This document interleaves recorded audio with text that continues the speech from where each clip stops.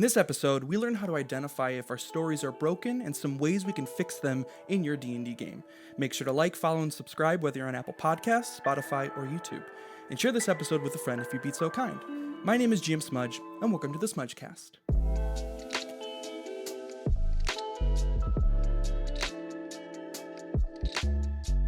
What's up, friends? Welcome to the Smudgecast, wherever, whenever you are, and I am so excited. I'm so excited to be here with my friend, my family member, Bree. Hello. I'm so excited to have you, not just because your family, love you so much, but you are honestly, one of the most expert storytellers that I know. We've talked a lot about D&D. We've talked a lot about just storytelling in general. And I'm excited to talk about this specific topic with you, especially with how to actually fix a broken story. But before we even get into that, I'd love to have you share a little bit about who you are, how awesome you are, especially with your own business within D&D. And I love to talk about how awesome I am, so I'm here for this. But also your novel is just even hearing about that and just all that you do, I'd just love to hear that. Yeah. Okay, so I'm Bree. I am Steven's family by marriage. He married my little cousin Tegan. And I don't know, how many years ago was it that we started playing? It was 2018. 2018. A couple of other family members of ours, Shannon was just like, y'all want to play D&D? And we're like, yeah, Yep. let's do it. And Steven was like, I guess I'll DM, because he's the only one that had played. To some degree. To some degree. So these sweet little new babies, we sat down and played D&D for the first time at your dining room table, and we all fell in love. And here's the thing too, is we're all so extra. Yep. So 100%. It wasn't just we kind of like playing D&D. It was seconds before we were building our own terrain and Yep. painting our minis. We would Yep. have these craft days with our friend Jesse, and we would all hang out and build stuff. And it's been so good. so fun because we've been able to build this little corner of the world that's Our just own story, our if you own will. story. So Shannon and I, over the pandemic, we were watching all these dice makers on Instagram because, of course, we became dice goblins immediately because we Absolutely. do everything extra, right? So we were like, we can do that, and so we did. Yeah, literally. But what's the name of your where so are you we on? are Forbidden Fruit Dice. We are on Instagram. Love it. Check us out. We do handcrafted dice, and it is so fun and so therapeutic. So we love to do we love to tell stories with our dice too. Yep. And that's one of the things so Shannon is my other half, For sure. I guess we can call her. Eric once called me an extension of her arm, I think. So You're just a limb. I'm just a limb. But, so we love books, storytelling. So even in our dice, we'd like to do themes. One of the themes that we just did was book covers. It was our judge a book by a cover competition. And we had our followers submit ideas for a giveaway, and we made different designs to match the stories. And it's just a great time. We love it. So also, since 2018, I did a campaign as a DM. I was finally brave enough to do it. No, you've always been brave, and it was just the perfect opportunity. It was the perfect opportunity. And so I get to have the experience of being both a player and a GM. So, that's kind of what is, I guess, bringing me here today with you. Yeah, but to talk about those things. Yeah, but also too, they're you're a writer. Oh yeah, I am. Do you remember that you're a writer too? I do, and I need somebody to name my book because I can't even. Maybe we'll put that in a comment. Yeah, can somebody name my book any already? name? So we'll tell you about it. Yeah, so that's another one of my passion projects. I'm a part of a collective of artists. We're called the Artemis Collective. Also on Instagram, come check us out. And we've been doing these writing workshops for years. We're actually starting our own publishing press. I didn't even know I didn't that. even tell you that yet. That's so we just got the cool. name. We've got all of our domains. We're so excited about it because there's something about artists supporting artists. And that's really what we want to do in this publishing world, right? Is we want to have it be by artists for artists. And so I'm writing a novel. Yeah, casually. And it's unfortunately, it's a fantasy novel. By unfortunately, I just mean it's a lot of work, world building, things like that. I don't think I'll be able to get it in one book, but We are plugging along. But in all of this, all of the amazing things that you're doing, again, just that concept of just storytelling with dice and obviously with writing, but also just even alluding to how we as a group even play D&D and just like our story together, again, which is so much fun. But I think in all those things, you can have a story that is both epic and amazing, but then moments where it can fall flat, where it can feel 100%. where it's not, going the way that you would want it to, or maybe your players things, and quote unquote it being broken. Yeah.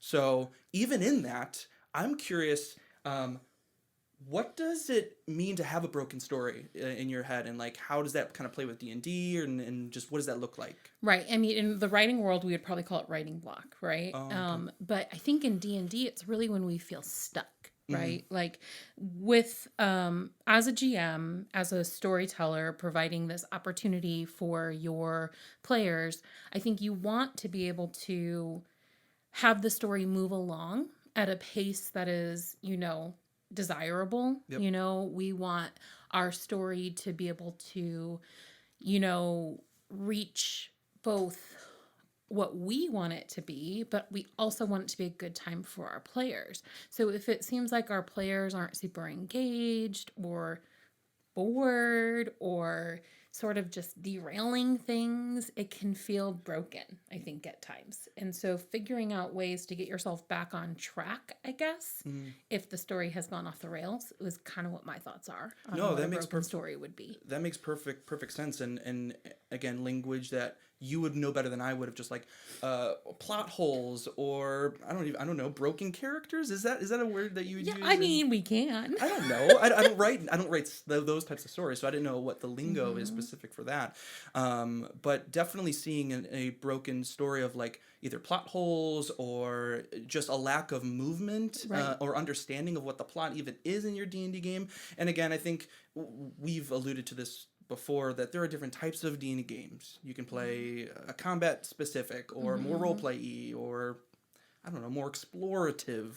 Right, and it's like group narration, Yep. And so like that's one of, I think, the challenges of a GM is like you want to come into your campaigns prepared and you want there to be direction, but at the same time you have to hold that sort of loosely because you're playing with other players who have their own agendas. They have their own things that they are sort of going to be hoping to accomplish. And I think that you have to sort of carry that balance, I guess, between progressing with the storyline you've provided and being flexible to your players. And that conflict, especially to new GMs, can be really hard to navigate.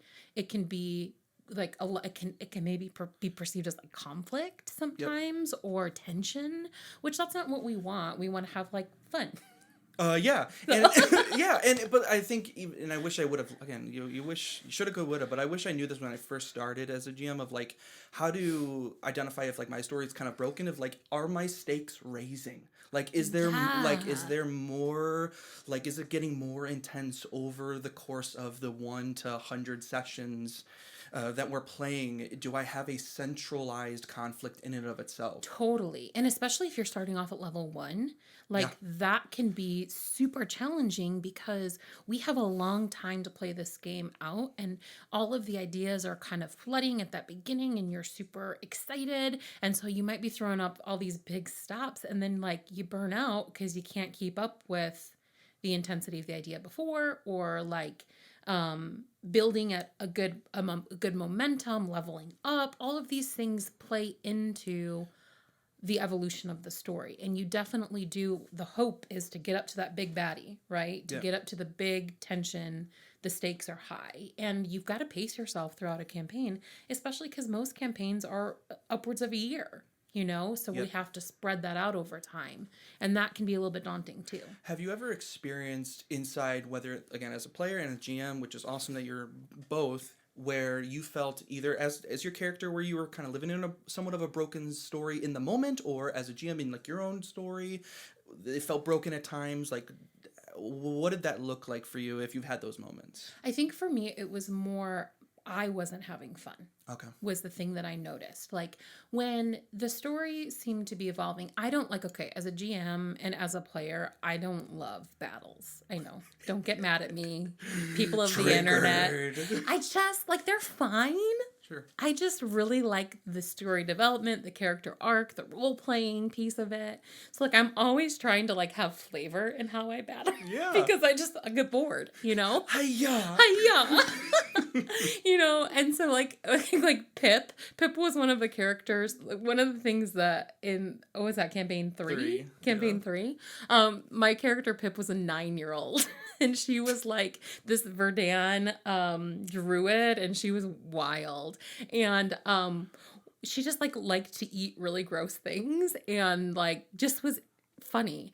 And we were in the middle of doing a battle with these like monkey creature things. And I was like, can she eat it? And Steven's like, I'll do you one better. Her jaw opens big. And he like basically on the fly gave my character this feature where her mouth could like widen and she could eat an entire monkey, this little 9-year-old child, right? And to me, that was so much more fun than like, I stabbed the monkey with a knife. That's true. But I think you hit a huge point in understanding is how do I identify if my story might be broken? I mean, are you having fun? Yeah. I mean, again, this is different than you're writing a screenplay or you're writing a not like it's just different. So you can't Absolutely. necessarily go within that mindset of like I'm not writing from A to Z all the details out. Like I can only write so much. Exactly. And then fill the holes and let the players fill in the holes and let the dice tell the story too. But ultimately am I having a good time? And if I'm not, maybe let's just check the story a bit. Let's check the plot. And it is so different from writing, right? Because writing, I get to a point where it's like, I know where the story's going. Right. I'm the one that's directing it. I have all the plot points. I have control, so to speak. And in D&D, you don't. And so that is a benchmark for me is, am I having fun? And then are my players having fun? Because there might be times where I feel like something totally landed flat. Like I tried a new puzzle or something like that. And I'm like, oh, I don't know if they like it.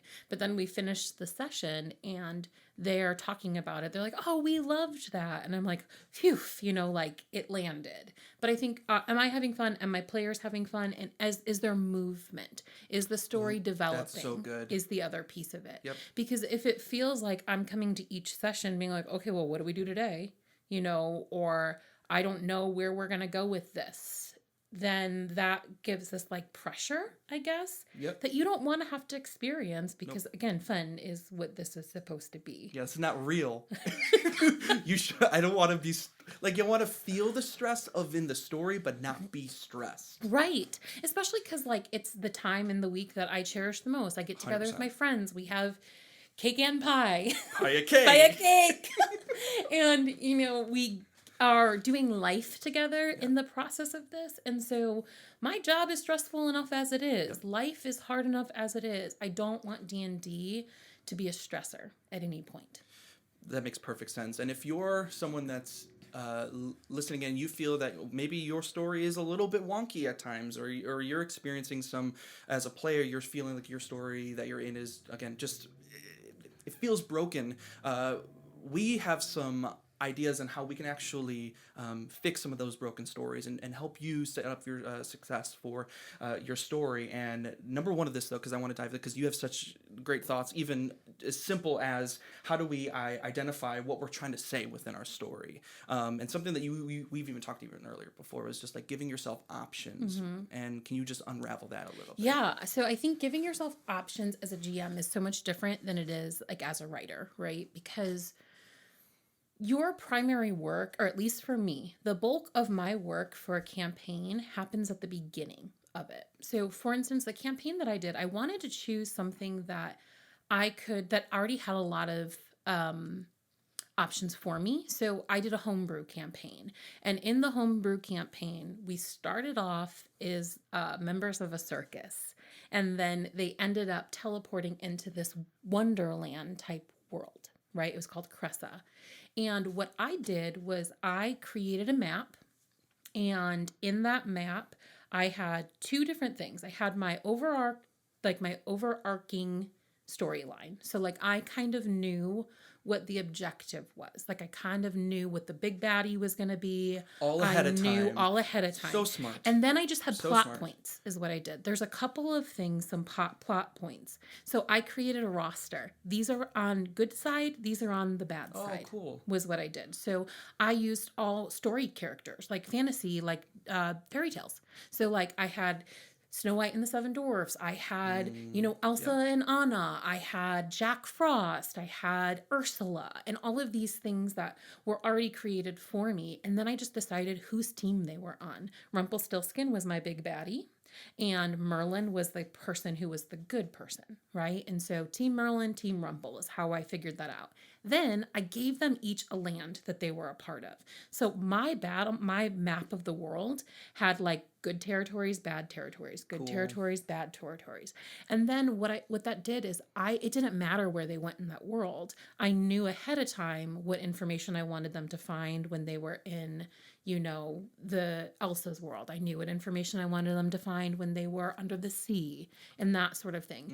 And so I just continued to give myself options. And the original mission that I sent them on wasn't the real mission of the campaign. I knew that from the beginning. And eventually, when it felt like they were getting too stuck on the initial thing, I told them they had to get these 7 objects, like Horcruxes, right? Yeah. But that was really just to give Rumpelstiltskin more power. I didn't need them to do it. Somebody else could have, in theory, I'm putting quote fingers, got it for them. And so once it seemed like they were getting too stuck on that plot point, it was starting to feel like that story was getting broken because they were trying to find these objects and they were very like centrally fixated on that. And I'm like, wait a second. Like that's not what the real mission is here. I need to drop some things along the way that make them see. And so that's when I brought Hook in. Hook was one of the characters that I knew carried the bulk of information, right? But that's the other thing with that is knowing that he carried the information, I still couldn't control whether or not they would ask him the right questions. For sure. Whether or not they would engage with him in a proper way or in a way that he would give them the answers. And so even at that, it felt like a shot in the dark. Like, I don't know what they're going to do with Hook, but here he comes. And luckily they did the right thing and the story was able to progress. So impressive to be, and again, you need the story awareness, which you obviously do because you're so great at stories in general, but to be able to say, okay, I'm identifying they're stuck, there's a lack of movement, like you said before, therefore I need to throw in some other options or some other things into play, which was that easier or hard because you already had like a well-written world and already some other things foundationally built. So I'm guessing it was easier to it was definitely easier doing that work. Okay. And so like, and especially because like I'm working a full-time job, right? I don't really have the time every week to plan super detailed sessions. So that's why my personal strategy of it was I'm going to work front end. And then once I had it set up in a way that I felt, okay, I can do this campaign. I can prepare for 20 minutes before a session and it would still be a good session. That was all work I did before. How long of time did you spend, do you think, if you had to calculate it as best, again, for someone who's like probably trying to do that? 2 or 3 weeks. Okay, that's not bad. No, is the time that I spent developing the characters. Yep. And I did it, and that's where I kind of took like some of my novel writing into the equation there, is I basically gave myself an outline. Which is huge, which we'll get into that too, of talking about like a framework to add to your story, just to make sure that you, again, if your story's broken and you're kind of confused, put a framework in place, simplify it for yourself, know exactly what you need, and follow it the best you can. And here's the trick. Here's the real thing. The kicker. That's the thing. Here's the kicker. They don't know that you didn't spend hours preparing before that session. Yep. And that's one of the things that I think a pressure that a GM puts on themselves is that it all sort of falls on them to be super on top of it, super prepared. There are so many times where I was like, I don't know what the rules are. I'm making it up. But they don't need to know. No, absolutely not. But I think adding to this too, what you did great, and I think we just talk about stories in general, and you shared with me a lot of what was going on, and I think that, I don't know if was that helpful at times too? Yeah, and that was actually one of the other points that I wanted to talk about. I think one of the ways that we can really fix broken stories is by not being an island when it comes to being a storyteller. You know, especially in this day and age with like Twitch and Instagram, we have in Discord, you know, we have so many options and access to other people who are doing this too. Yep. And so I know for me, it was invaluable because Steven wasn't playing with us that round. That's why I was DMing. He did come in and play some characters for me, some PCs, which was super fun. Some NPCs. And you doing the audio thing, then I could like make an audio message instead of the word. That was so fun. That was really, really fun. Oh, and that's probably actually the reason they hated Merlin. But that's a different part of the story we can talk about. But you know, thinking that was invaluable to be able to say, okay, this is what's going on. And even like Steven would just check, he would like shoot me texts. He's like, hey, how'd your session go? Yeah. And I'd be able to like send him like, oh, this is what we did. This is what we covered. And it's just to be able to talk out loud to another GM, to be able to, you know, process, hey, I'm getting stuck. There were a couple times even too, where I was like, oh, how do we do, I don't know. I got back into this corner. Like, what do you think? But you talked it out. Like it really wasn't anything I would ever provide, but you just talking it out just helps understand what's really going on. Right. So tap into that community. Like, because you can't use your players because you don't want to give them the spoilies, right? You want them to be immersed and have fun. But, you know, there are people I'm sure that are going to listen to this podcast that would be like, yeah, I totally talked to somebody if they needed support. And if you don't, message me on Instagram at GM Smudge or message Bree at BreeBird24. Seriously, like I think you would be thrilled if someone. Oh, I would be so thrilled. That's awesome. I love that.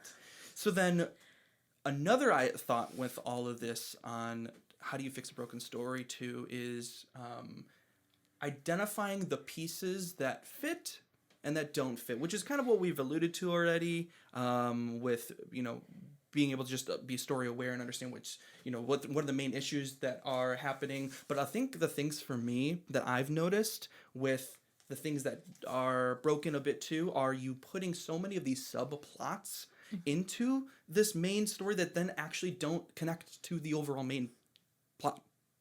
Does that make sense? Totally. What are your thoughts on that? What do you I agree. That's my thought.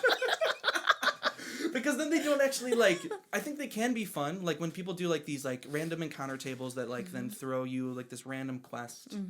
But at the end of the day, this, like, as cool as that was, then the players have to figure out themselves, okay, well, how do I get back onto what was?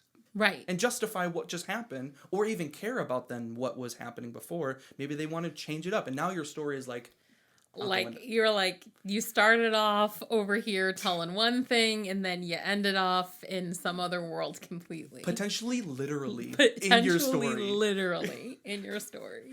But talk about just like some of the consequences that that didn't happen or maybe should happen when it comes to like your story. I know that we've talked a little bit about consequences in and of itself. Right. You know, like cause and effect and things like so, that. And that's where I think being prepared and giving yourself options is going to help that because, you know, I think that especially when you are surrounding yourself by other storytellers and other ideas, it's really easy to get super excited about something and say like, oh, I want to try to make that fit in my campaign because that's fun, like a puzzle or, you know, this trap thing, which is great if it works, you know. And I think that if we're trying to do too much in a storyline or in a world, I guess it can get sort of like overwhelming, right? Yeah. But I think that when it comes to, you know, there being these sort of like, I'm trying to think like plot holes, right? Yep. No, right, that makes perfect sense. So like when these plot holes come as a result of us sort of like trying or experimenting something new, like it's a fine line, I guess. It is a fine line. I think you want to be able to like have options and try new things and explore, but when you're bumping through different lands or through different worlds, like you have to know where you're coming back to. So I guess what I would say is like make sure you have anchors for your story. So if you have these anchors, so to speak, that can bring you back to where you're at, and if you're just feeling as a GM sort of burnt out, like you need a break and you want to throw in a puzzle or they go through a portal or they go into Styx or something like that, I think that that's fine to experiment with. but I think you need to have some sort of like fail safes for yourself. That's so good. Does that make sense? No, like, that makes perfect sense. like I know sometimes it's hard like talking out loud, like I don't know if I'm making sense right now, but that whole idea of being able to be like, okay, like what was in our second campaign, the Eberron campaign. Yep. One of the things that we ended up doing was we were transported to a different plane. Do you remember that? It was yes, and it was the plane of pandemonium, and I was only using that as an option for Shannon specifically because she was considering, I think, wanted to do like some sort of sorcery concept. Multi-class, yeah. Yes, and so I was just I was trying to give her something that might be more just interesting. I was literally like, here, let's see if this works, and and it kind of became something, but for her, and I was giving her some dreams and things, but then she came up to me and was like, hey, just so you know, like I'm gonna stick with Barbarian and move forward with that. Right, so that's a great example of what can sometimes happen when we get derailed, and I think that is part of the tension here, right? We want to be able to have an immersive experience for our players. Yep. We want them to develop. We want their characters to evolve. We want to set them up for those things and roll with them. So like what starts off is like a great idea. Okay, you want a multi-class. Let's make it happen. Let's make it happen in story. Let's make it fun. Great motive, but fell flat because player changed mind, or it just wasn't we didn't know how to get back to the story. Yeah, it's just not the right time. So finding those anchors, finding those different things is something that I think can be a really helpful tool to say like whether it's a portal or having things happen in a dream or an encounter with a stranger, something that can be maybe more brief to get to the point than derailing where the campaign is going. Yeah, or bring in that NPC back. The old NPC that was talking to them and set them on the original thing anyway, they're in a town over and they're actually within like so like again it just that's massively like helpful to even think through. So yeah, and that. You know, I think one of the things that you do a great job of as being I love being a player at your table is because you do consider us and our storylines and you try to give us opportunities. Like so for instance, I had a character once, her name was Seraphina / Vox. She was a changeling. And so in that storyline, one of her personal character arcs was accepting, because changelings were sort of like, you know, frowned upon and that stuff. One of her story arcs was accepting who she was as a changeling and like not hiding and like being like out as she was. But there was this underlying story plot that you had kind of developed in there. Do you remember when you were doing the wrestling thing and then Seraphina followed the voices and then she was basically kidnapped or almost kidnapped by those two other changelings who basically like forced her into that like was it like over like the realization or like what are you like you have to decide are you going to be a changeling or are you going to be like whatever? Oh, that is do you right. remember? Yes, I do remember. But like that. and so you know I don't story that you just forget. I know. Like, you don't... But like I think that was such a good thing because it gave me something to go off of as a character, but it didn't derail. I just wasn't a part of a cage fight, you know? Yep. And it was enough for me to develop my storyline, but it didn't throw us off. So I think that's the thing is like you want to meet your players like halfway, I think. Yep, that's not good. Create a campaign specific for each of their arcs, but give them these little plot points that help them develop their story, you know? And that's I think tension. I think those things are done mostly in relationship. I don't think they have to be done in like adventures taking us away from the outline. No, that makes perfect sense. Yeah, I that anchor, I'm literally going to be thinking about that because I think that's so like if you can accomplish maybe if 52 sessions, 50, 60 sessions, have 6 to 10 anchors. Totally. Just like literally things that you can just that's going to like planning out, which I think we'll get into right now is like how do we fix a broken story? Well, let's add a framework. Let's add something that we can then, like we've identified the problems. Let's get onto this new sort of story path. Well, what are some of these main anchors that I could go back to that like an NPC that they talk to or whatever. And that's the thing is your anchors can be a lot of different things. They can be an NPC. It can be a some sort of like place even. Like the in our set in campaign 2 we had that little like what was the house called that we? Oh, that safe house? Yeah, the one that we like where the train wrecks posted. Oh, your Adventure Guild My place. Adventure Guild You like place. made a home. So like we had this home in here, and Yeah. that could be an anchor because if the storyline, but you know what? Actually, just thought of something. Go that ahead. that's a great. What you did for that campaign was a great idea to give you permission to go elsewhere and come back. So we had this. I see what you're saying. Yeah, you see where I'm going with this? I know what you're We saying. had this board that was like a help wanted board, Yeah. basically. And so we could pick up these little adventures in there. So maybe we could do a puzzle. Maybe we could go to a different place, like a sewer where we were being chased by severed hands. That's neither here nor there. Great. But I would say though to that, the only way that worked, and especially if if you don't have time, like I crafted like 10 different sub things, like mysteries, if you went on and did any of them. So like you didn't feel like there's 10 of them, but your eyes see only one. Yeah, it's like- just like, boop. That's like my map, right? It's Yeah. like even when they moved the portal that they jumped through from the circus, I gave them 4 options. I didn't know which one they were going to choose. You got to give them options to make them feel like they're getting to choose their agency. Yeah, absolutely. And so that help wanted board would be an anchor. Yep. That's so. My map was an anchor. So your anchors might not even be something that your players ever see. They might just be things that you have and this is what's going to happen. But to your point of how you said it before, they help move the story forward. They're plot movers. They're not kind of like settlers, plot settlers. They literally help, and that's the goal for them. They're not to like just give them an option for an option. It's we need to move something along here, players, because whatever. And oh my gosh, I'm literally so hung up on this anchor thing because I think that's so brilliant. You're welcome. Well, because you can only control what you can control. 100%. And again, in D&D, there's so many routes that a single player or a group of 8 players will choose. And to get them to keep going on this A to Z story, or at least to get them to a resolution, which in the end is the resolution, can just be it can be so much. And then again, we're to beat a dead horse here. It's just like there'd just be so many reasons why your story could get broken. I don't know if we can say beat a dead horse anymore. I don't think we can. PETA. Step on a pillow. There we multiple go. times.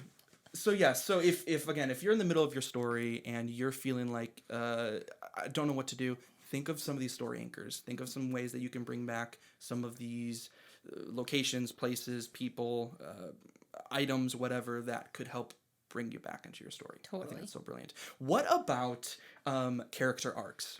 Ooh. Because I bring that up because I think that the players do, and we'll get to this in another podcast, where the players' goals versus the actual characters' goals are either on point or they can be totally different. But I think that in fixing your broken story at times, it's like actually it might make more sense to not just like create a random story, but like think about what's in front of you, your options, your player's story, like their backstories, Totally. their arcs. So here's what I did in my campaign, which Please. was so much fun. I cannot even tell you.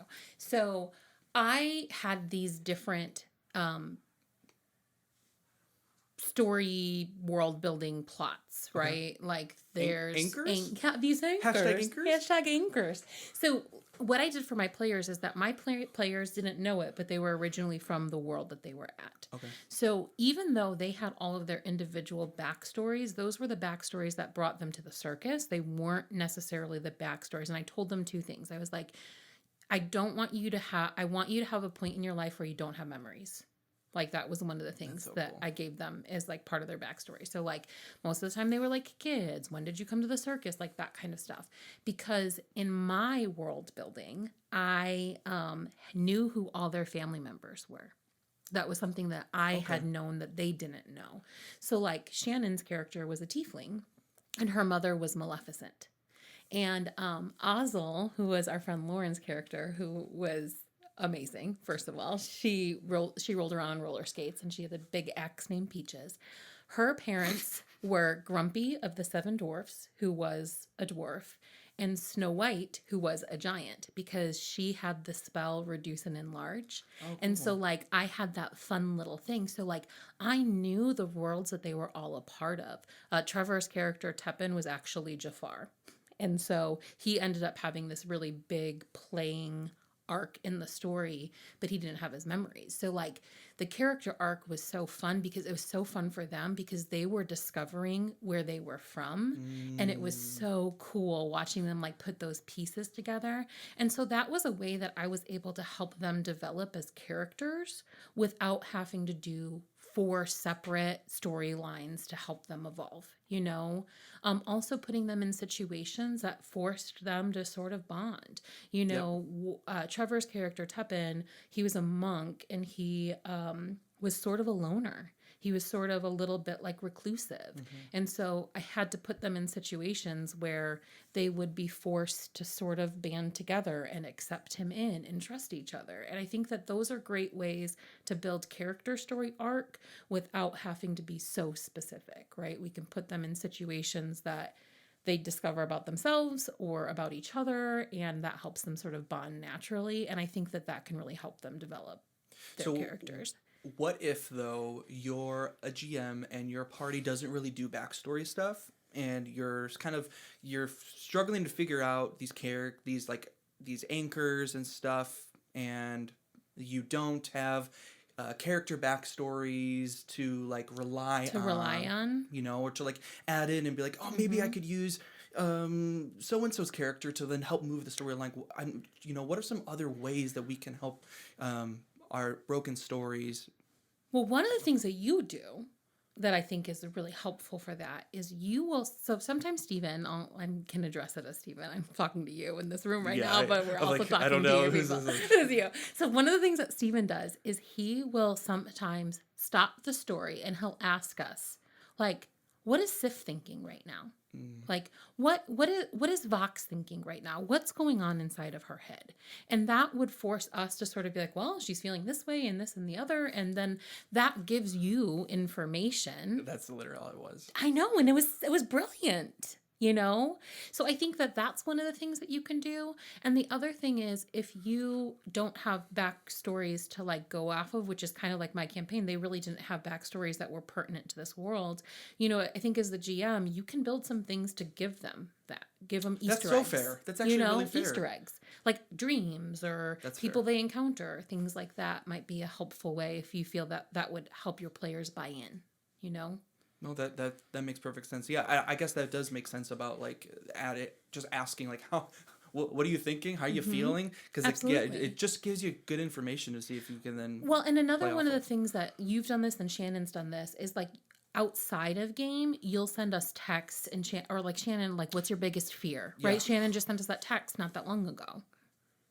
That and I even remember playing along I don't know if you did it or Shannon did, like during campaign 2 as well. Oh no, maybe it was Andrew that said it. And I remember my NPC putting that, and like I just again feeling the weight of that, but I also created such a big backstory for him. Like you do this, and you actually got me involved in writing backstory and creating. Was it my 12-page backstory for Thana that sold you? Honestly, it was that, and then these again, we'll get to this in a different episode of like these backstory sessions to literally play out the backstory. Which is a teaser Yes. for what is the episode 9? Yeah, so, something like that. You'll find it, but Stay tuned for next time. your character's goals versus your player's goals. But like I think that it just helped get some information to be able to then add and fix your story if it's Right, and that's, again, kind of going back to that point of not being an island, is that you can include your players outside of game if you feel that that is something that's happening. Because, I mean, most of the time you're playing with people that you're friends with, right? So shooting text, what is your character thinking and feeling? Is there any objectives that your characters have right now? You know, you can gather information that way from your players and incorporate it in the upcoming sessions as well. That might be a good way to get yourself out of something that feels like it's stuck. Yep. I think a huge skill to learn within all of this as well is not only just like being aware in general of like how people are feeling or knowing about the options you have, but like understanding cause and effect in and of itself. Like then you know, what happens with A, then it gets to B, and then what does that look like? How does that get to then C? And this sort of cause and effect flow within your story. So like being able to learn how to, if the party goes to the tavern, what could possibly happen, or you know, when they go talk to the NPC in the alleyway, or Right. Or like even like I remember there's in our second campaign, we started off on a train. And one of the things that you told us about with Wolfie's character, Silverfang, that we saw a cloaked individual that was running away from. Do you remember that? Yes. Yeah. So we saw this cloaked individual, and because we didn't go after it, we never knew who that was. Well, it turned out it was like Wolfie's long lost wife, who was like the reason he was on this adventure. So he could have had his resolution, episode 1. that so was to yeah, speak. he got to experience that. But no, again, cause and effect too of like Trevor's character. This lightning rail was about to totally explode and totally like I didn't plan. And you killed Mankey. Yeah. Oh, okay. That was your whatever. every animal dies in this. Literally, PETA. Steven will not let us keep our pets That's alive. not true. PETA. That's why as a player I have a mechanical one and I cast mending on it and it just I fixes it know. by itself every time. I had not planned that you guys were like that Trevor wasn't going to go into the other room and stop the lightning rail from crashing, but he was. You, I don't remember, whatever, wanted to apprehend the bad guys so much. Right, that we literally You crashed. crashed it. And that's why so- we became the train wrecks. And literally, and then that's where like the effect of that is, well, of course, what would happen? Well, I think the city's watch would come, do an investigation, and ask Right. you to stay because who are you 4 characters? Why are you here? I was just going to a druid convention we never. with my fox Mankey. Oh, that's so good. It's so good. And, you know, I think that the cause and effect thing is huge. And in the way that it can bring the story around, like there's like rewards and there's consequences too. You know, like That's so so that good. was a consequence. We literally wrecked a train and then we had this watch after us, which came back to like backfire on us time and time again. As long as we stayed in that city, which is where we ended Fair. up staying, Yeah. the watch kind of had it out for us. Well, because of what happened, they had a cult breach them, and then you found it out, and then you set their tower on fire. I did set You their set the whole tower on fire. But like that's guilty. yeah. But you like that was so cool. You succeeded and you fled. And then it became a whole Whole narrative. different story. Yeah, we didn't go back to that place until But it became like all Yeah. of that became the centralized something's happening here. There's a cult, and what does this mean for us, and what are we going to do about it now that we have this information? well, and that even brings me to the whole notion of the consequences being like also like making your players take responsibility for how they're engaging with the characters, because we were investigating this cult and we were terrible at doing insight checks. You know, so like we would meet these people and we wouldn't do insight checks, and then we would get ourselves in these terrible situations because we're just like, oh, that's actually this demon cult leader hiding in the body of another guy. Like, Casual Casual. Tuesday. you know, and even like on my campaign. So one of the things that I did was I had the big baddie was a shapeshifter, and he had kidnapped Merlin, who was the good guy, and he was acting like Merlin. So my players' first knowledge of Merlin was that he was a good guy. They saw him in like a vision, and he gave them a hero's feast and like all of the stuff. Then Steven traipses in here playing this like Rumpelstiltskin version of Merlin, and they're like, do we trust this guy? He's sort of shady and all this stuff. And so like as my characters were making the decisions, because they weren't doing inside checks, I was lying to them. And they basically, when they met the real Merlin, who had all of these super sick cool gifts for them, these ways that they would have been super OP and souped up, they hated him. And they were like angry with him, and they had all these grudges and were like, you took me from my family and all this stuff. And it was hilarious. But like the reality is it made for some good story, rolling with it, right?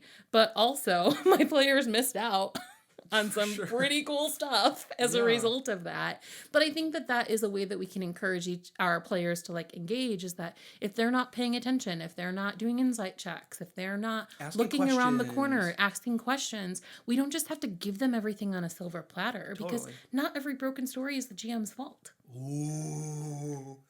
Ooh, sick burn. That's so good. And I'm saying that as a player, Totally. I've been a player more than I've been a GM. And that's one of my personal player convictions is that be a part of the story, be responsible for it. I tend to have terrible rolls for insight checks, especially right now because I've got a -1, but I at least try them.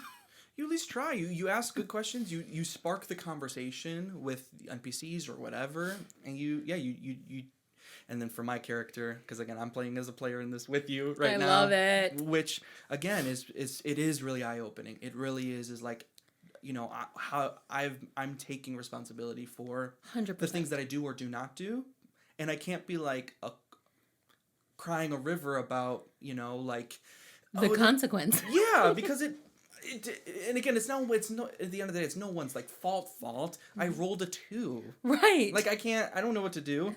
Right. Anyway. Well, we do pre-blessed dice at Forbidden Fruit, so hopefully you won't want too many twos. But that's where if you're listening to this and if you're saying, okay, this is great, but I'm not a GM, right? Right.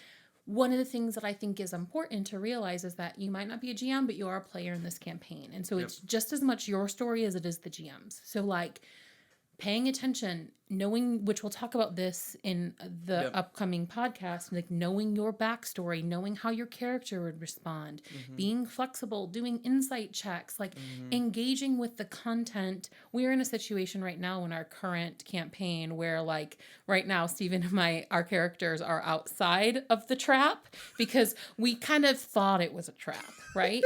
But like, here's the thing. I know that Shannon had set up this thing, so I'm not going to like not go to the cool place she set up for us. Totally. So it's like, but our players are doing a great job because the 3 that ended up going into the Oasis, their characters would have done that. And our characters would not have. Yeah, again, he's made of metal. Right. So it wasn't and I don't like clean spaces. Okay? It's really creepy. Are you talking about Brie or are you talking about... That's like both. Little metal. Little bit. But so like now our last session ended with us blowing down a wall because we're gonna come in and save our peeps. That's so true. It's so true. So there's a lot of different angles as a player and as a GM that you could take to help fix your story. You gotta really have the social awareness about your story. You need to have these anchors. You need to understand cause and effect. And I think overall, I mean, there's definitely more that you could do. But be flexible and have fun. Be flexible and have fun. But I think even to your point of what you did in your campaign that helped set you up for success is you just spent the time up front to set everything that you needed and then changed it as you went if you needed. And that's really, I think, where that flexibility comes in. Be flexible, but have a plan. Exactly. So thank you so much for hanging. Yeah, super fun. Could you share a little bit again where people could find you and Forbidden Fruit and all that stuff? Yeah, absolutely. I'm on the gram, the Instagram. And that's about it because I'm a little bit old and I'm not really good at technology. 45 isn't I'm not 45, but like basically. So I am Breebird24 on Instagram. If you go to GM Smudge's page and search his friends, you'll find me. BREE. Bird. And bird, as in the flying thing. 24 because I was born on March 24th, so you can wish me a happy birthday. That's okay. Okay. And then our dice company, which is really the thing that you probably want to follow. I'm sort of boring and post a lot of pictures of my tattoo. But our dice page is Forbidden Fruit Dice. All one word, all lowercases. There's a cool little snake logo. Beautiful. I love it. Well, thanks for hanging with me. Totally.